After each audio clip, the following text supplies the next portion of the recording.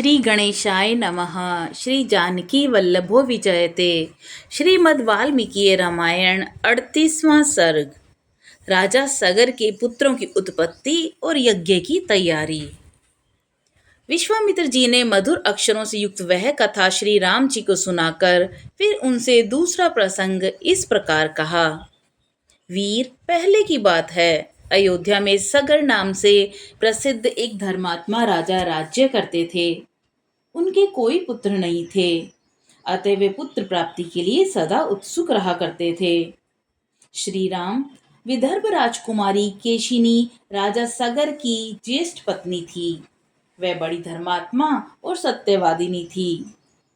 सगर की दूसरी पत्नी का नाम सुमति था। वह अरिष्टनेमि कश्यप की पुत्री और गरुड़ की बहन थी।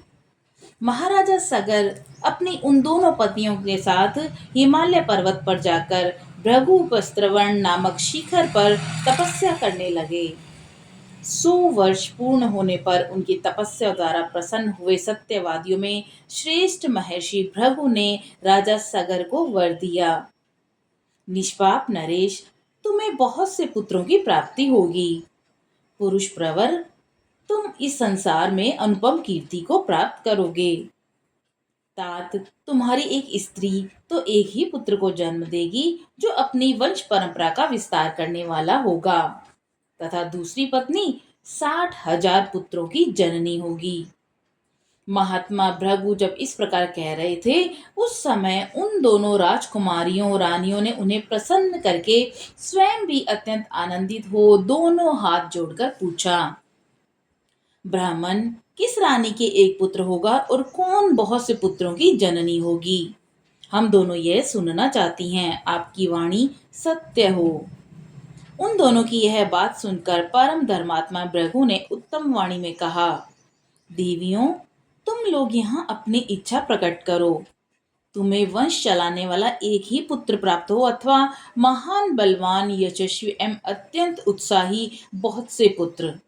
इन दो वरों में से किस वर को कौन सी रानी ग्रहण करना चाहती है? रघुकुल नंदन श्री राम मुनि का यह वचन सुनकर केशिनी ने राजा सगर के समीप वंश चलाने वाला एक ही पुत्र का वर ग्रहण किया। तब गरुड़ की बहन सुमति ने महान उत्साही और यशस्वी 60,000 पुत्रों को जन्म देने का वर प्राप्त किया। रघुनंदन, तदंतर रानियों सहित राजा सगर ने महर्षि की परिक्रमा करके उनके चरणों में मस्तक झुकाया और अपने नगर को प्रस्थान किया। कुछ काल व्यतीत होने पर बड़ी रानी केशिनी ने सगर के औरस पुत्र असमंज को जन्म दिया। पुरुष सिंह छोटी रानी सुमति ने तुम्बों के आकार का एक गर्भपिंड उत्पन्न किया। उसको फोड़ने से 60,000 बालक निकले। उन्हें घी से भरे हुए घड़ों में रखकर गायें उनका पालन पोषण करने लगी। धीरे धीरे जब बहुत दिन बीत गए तब वे सभी बालक युवावस्था को प्राप्त हुए। इस तरह दीर्घ काल के पश्चात राजा सगर के रूप और युवावस्था से सुशोभित होने वाले 60,000 पुत्र तैयार हो गए। नरश्रेष्ठ रघुनंदन सगर का ज्येष्ठ पुत्र असमंज नगर के बालकों को पकड़कर सरयू के जल में फेंक देता और जब वे डूबने लगते तब उनकी ओर देखकर हंसा करता। इस प्रकार पापाचार में प्रवृत्त होकर जब वह सत्पुरुषों को पीड़ा देने और नगर निवासियों का अहित करने लगा, तब पिता ने उसे नगर से बाहर निकाल दिया। असमंज के पुत्र का नाम था अंशुमान। वह बड़ा ही पराक्रमी और सबसे मधुर वचन बोलने वाला तथा सब लोगों को प्रिय था। नरश्रेष्ठ, कुछ काल के अनंतर महाराजा सगर के मन में यह निश्चिंत विचार हुआ कि मैं यज्ञ करूं। यह दृढ़ निश्चय करके वे वेद वेता नरेश अपने उपाध्यायों के साथ यज्ञ करने की तैयारी में लग गए। इस प्रकार से श्री वाल्मीकि निर्मित आर्ष रामायण आदि काव्य के बाल कांड में 38वां सर्ग पूरा हुआ। 39वां सर्ग। इंद्र के द्वारा राजा सगर के यज्ञ संबंधी अश्व का अपहरण, सगर पुत्रों द्वारा सारी पृथ्वी का भेदन और देवताओं का ब्रह्मा जी को यह समाचार बताना। विश्वामित्र जी की कही हुई कथा श्री रामचंद्र जी सुनकर बहुत ज्यादा प्रसन्न हुए। उन्होंने कथा के अंत में अग्नि तुल्य तेजस्वी विश्वामित्र मुनि से कहा, ब्राह्मण, आपका कल्याण हो। मैं इस कथा को विस्तार से सुनना चाहता हूँ। मेरे पूर्वज महाराज सगर ने किस प्रकार यज्ञ किया था। उनकी वह बात सुनकर विश्वामित्र को बड़ा कौतूहल हुआ। वे यह सोचकर कि मैं जो कुछ कहना चाहता हूँ उसी के लिए ये प्रश्न कर रहे हैं, जोर जोर से हंस पड़े। हंसते हुए से ही उन्होंने श्री राम से कहा, राम, तुम महात्मा सगर के यज्ञ का विस्तार पूर्वक वर्णन सुनो।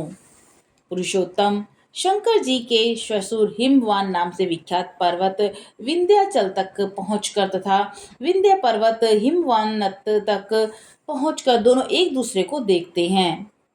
इन्हीं दोनों पर्वतों के बीच आर्यवर्त की पुण्य भूमि इस यज्ञ का अनुष्ठान हुआ था।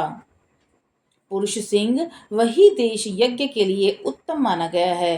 तात ककुत्स नंदन राजा सगर की आज्ञा से यज्ञ अश्व की रक्षा का भार सुदृढ़ धनुर्धर महारथी अंशुमान ने स्वीकार किया था। परंतु पर्व के दिन यज्ञ में लगे हुए राजा सगर के यज्ञ संबंधी घोड़े को इंद्र ने राक्षस का रूप धारण करके चुरा लिया। काकुत्स महामना सगर के उस अश्व का अपहरण होते समय समस्त ऋतुजों ने यजमान सगर से कहा, ककुत्स नंदन, आज पर्व के दिन कोई इस यज्ञ संबंधी अश्व को चुराकर बड़े वेग से लिए जा रहा है। आप चोर को मारिए और घोड़ा वापस लाइए, नहीं तो यज्ञ में विघ्न पड़ जाएगा और हम सब लोगों के लिए यह अमंगल का कारण होगा। राजन, आप ऐसा प्रयत्न कीजिए जिससे यह यज्ञ बिना किसी विघ्न बाधा के परिपूर्ण हो जाए। उस यज्ञ सभा में बैठे हुए राजा सगर ने उपाध्यायों की बात सुनकर अपने 60,000 पुत्रों से कहा, पुरुष प्रवर पुत्रों, यह महान यज्ञ वेद मंत्रों से पवित्र अंतःकरण वाले महाभाग महात्माओं द्वारा संपादित हो रहा है। अतः यहाँ राक्षसों की पहुंच हो ऐसा मुझे दिखाई नहीं देता। इसीलिए यह अश्व चुराने वाला कोई देव कोटि का पुरुष होगा। अतः पुत्रों, तुम लोग जाओ और घोड़े की खोज करो, तुम्हारा कल्याण हो। समुद्र से घिरी हुई इस सारी पृथ्वी को छान डालो। एक एक योजन विस्तृत भूमि को बांटकर उसका चप्पा चप्पा देख डालो। जब तक घोड़े का पता न लग जाए तब तक मेरी आज्ञा से इस पृथ्वी को खोदते रहो। और इस खोदने का एक ही लक्ष्य है, उस अश्व के चोर को ढूंढ निकालना। मैं यज्ञ की दीक्षा ले चुका हूँ, अतः स्वयं उसे ढूंढने के लिए नहीं ले जा सकता। इसलिए जब तक उस अश्व का दर्शन न हो तब तक मैं उपाध्यायों और पौत्र अंशुमान के साथ यहीं पर ही रहूंगा। श्री राम पिता के आदेश रूपी बंधन में बंध कर वे सभी महाबली राजकुमार मन ही मन हर्ष का अनुभव करते हुए भूतल पर विचरने लगे। सारी पृथ्वी का चक्कर लगाने के बाद भी उस अश्व को न देखकर उन महाबली पुरुष सिंह राजपुत्रों ने प्रत्येक के हिस्से में एक एक योजन भूमि का बंटवारा करके अपनी भुजाओं द्वारा उसे खोदना आरंभ किया। उनकी उन भुजाओं का स्पर्श वज्र के स्पर्श की भांति दुस्सह था। रघुनंदन, उस समय वज्र तुल्य शूलों और अत्यंत दारुण हलों द्वारा सब ओर से विदीर्ण की जाती हुई वसुधा आर्तनाद करने लगी। रघुवीर, उन राजकुमारों द्वारा मारे जाते हुए नागों, असुरों, राक्षसों और दूसरे दूसरे प्राणियों का भयंकर आर्तनाद गूंजने लगा। रघुकुल को आनंदित करने वाले श्री राम, उन्होंने 60,000 योजन की भूमि खोद डाली, मानो वे सर्वोत्तम रसातल का अनुसंधान कर रहे हों। नृपश्रेष्ठ राम, इस प्रकार पर्वतों से युक्त जम्बू द्वीप की भूमि खोदते हुए वे राजकुमार सब और चक्कर लगाने लगे। इसी समय गंधर्वों, असुरों, नागों से संपूर्ण देवता मन ही मन घबरा उठे और ब्रह्मा जी के पास गए। उनके मुख पर विषाद छा रहा था। वे भय से अत्यंत संत्रस्त हो गए थे। उन्होंने महात्मा ब्रह्मा जी को प्रसन्न करके इस प्रकार कहा, भगवान, सगर के पुत्र इस सारी पृथ्वी को खोद डालते हैं और बहुत से महात्माओं और जलचारी जीवों का वध कर रहे हैं। ये हमारे यज्ञ में विघ्न डालने वाला है और ये हमारा अश्व चुरा कर ले जाता है। ऐसा कहकर वे सारे सगर के पुत्र समस्त प्राणियों की हिंसा कर रहे हैं।